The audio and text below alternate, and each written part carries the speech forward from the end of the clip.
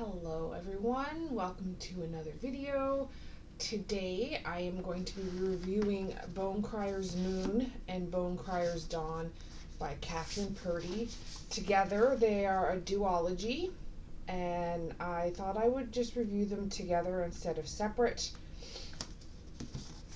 Not that they weren't short reads, because as you can see the book is a decent thickness, but I felt it was best to review them together. I'll read the back of the first one, but not the second one, so it doesn't really give you too many spoilers.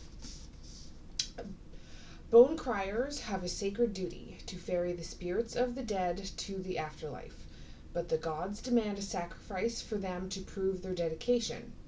Elise has prepared since birth to become the matriarch of the Bone Criers. But first, she must complete her rite of passage by finding and killing the boy she is destined to love. Bastian has been seeking revenge for his father's death at the hands of a Bone Crier. When he finds Elise on the night of her ritual, their fates become entwined in life and death. Sabine has never had the stomach for the Bone Crier's work, but when her best friend Elise is taken captive, Sabine will do whatever it takes to break the bond between Elise and Bastian before they all die. So the Bone Criers, the two girls, Sabine and Elise, are Bone Criers. You get to meet other characters as well. Bastian, his two closest friends, Jules and Marcel, are brother and sister. They also had their father taken away from them by a Bone Crier. So the three of them sort of joined together to get revenge. And Elise's mother, Odessa, can I remember that correct? Odessa. Now I'm mad that I forgot that already because I was totally remembering it. Odiva. Her name is Odiva. They're kind of the main characters. You do meet some other characters. You meet some more of the other Bone Criers. They call themselves Lauresses. There's a lot of French background to this book. They don't really use a lot of French words or terms per se, but if you know French, it helps a little bit. Like they sort of base it on old medieval French world. So part of the ritual that Bone Criers have to do to prove themselves that the gods insisted is they find their fated mate, their soul mate, and they have 1 year to either choose to be with him for the year and have a daughter to continue the Bone Criers, or they can kill him right away. But they have to kill him before the end of the year, or they both die. It's a little dramatic in my opinion, but it made for an interesting story. There's one sort of conflict in the first book that they kind of partially solve, but carries on into the next one, and there's an added conflict in the second book as well. The first book was really good. They had good growth for the characters, and you really get to know them and see how they grow and change throughout the books. You get to meet some new characters right at the end that blend into book 2 for that story. There's definitely good conflict. Of course, the genre is fantasy fiction.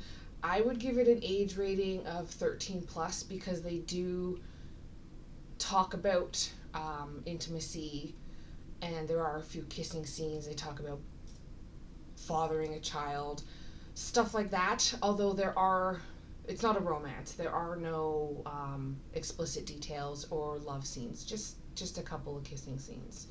So like 12 or 13 and up, depending on the maturity of the person. Up to your own judgment there for those ones.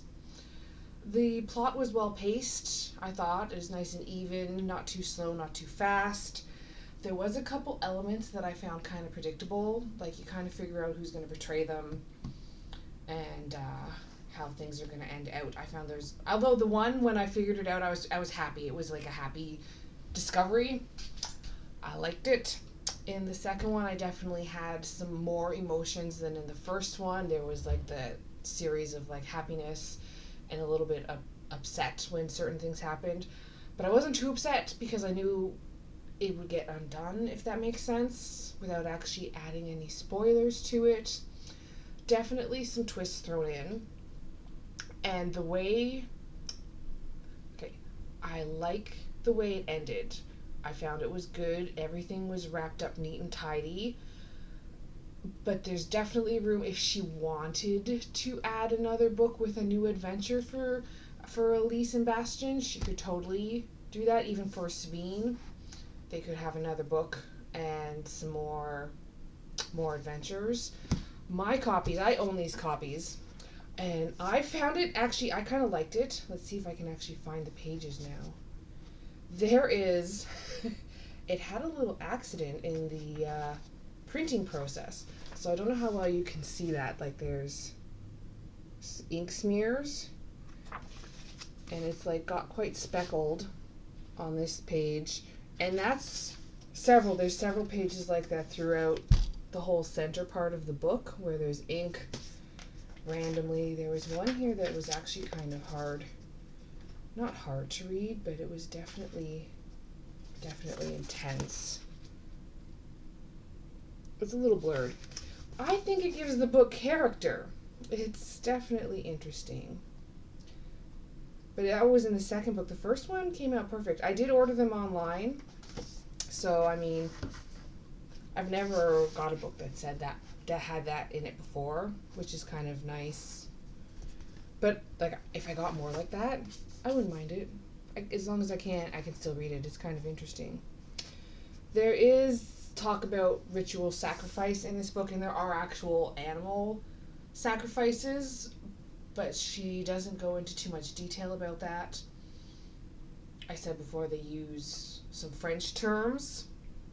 I'm pretty sure, I googled it to make sure, the one French word that they use a lot is actually a swear word, but it's printed in French, so it's not like that bad.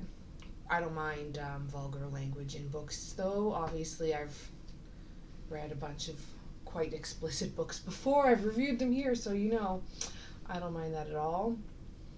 So yeah, I found some bits predictable, but overall it was a good story, good emotions, good character growth, good descriptions. I find it similar to like some Stephanie Garber or Erin Morgenstern, for if you want to compare it to somebody else, the way the books are written. I enjoyed them a lot. I would give it a 4.5 star review. Like I said, it exceeded my expectations for what I was expecting for the book. I lost my train of thought. 4.5 stars, exceeded my expectations. Writing is great. The plot was very intriguing. There's complex characters. The growth for the characters is good. I didn't necessarily find it a page turner. I didn't gobble them up like I do with other books that I read. It took me a little bit longer to read them. I didn't have a problem putting them to the side. Although I do think I will read them again. I found the second book better than the first one, but I still enjoyed the first one, if that makes sense. I would recommend them for sure. It's an interesting story, and I don't really want to give any spoilers to other main plots and how they get things figured out and like how they break the bond between Elise and Sebastian and things like that. But yes, recommend. Should check them out. I like the art on the front too. Like this one here is Elise and Bastian. I called him Sebastian, but his name is Bastian. And this one is Elise and Sabine, which is good. It's good art. I like them. Anyway, definitely check them out.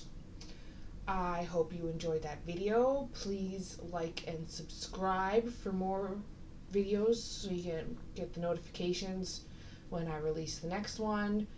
And everybody have a wonderful day.